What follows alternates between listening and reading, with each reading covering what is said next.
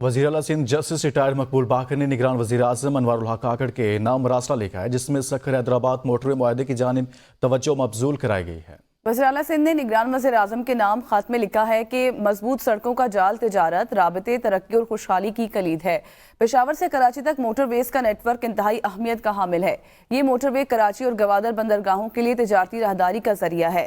Peshawar Karachi motorway मंसूबे के तमाम अहम सड़कें मुकम्मल हो चुकी हैं। अब्दुल हमीद सोमरो, ब्यूरो चीफ कराची, इस मुतल्लिक मजीद आगाह करेंगे। जी अब्दुल हमीद।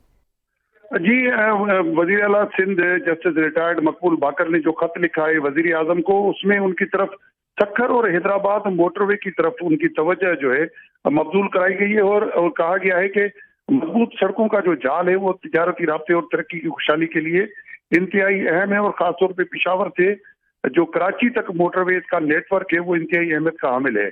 उन्होंने कहा कि ये मोटरवे कराची और ग्वादर बंदरगाहों के लिए तिजारती राहदारी का जरिया है। M6 मोटरवे चीन, अफगानिस्तान और वस्ती एशिया रियासतों को मिलाती है।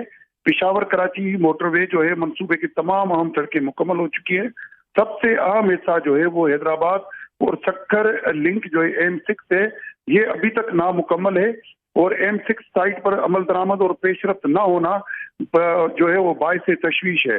खत में यह भी लिखा है कि मंसूबे के तहत 306 किलोमीटर तवील 6 लेन कुशादा शाहराह तामीर होनी है और M6 मुआहदे के तहत दरिया सिंध पर मेन पुल पर 15 इंटरचेंजेस, 6 फ्लाई ओवर्स बनेंगे, 19 ओवर पास पुल, 76 केनाल पुल। जी ठीक, बहुत शुक्रिया अब्दुल हमीद सोमरू, इस मरासले से मुतल्लिक बता रहे थे।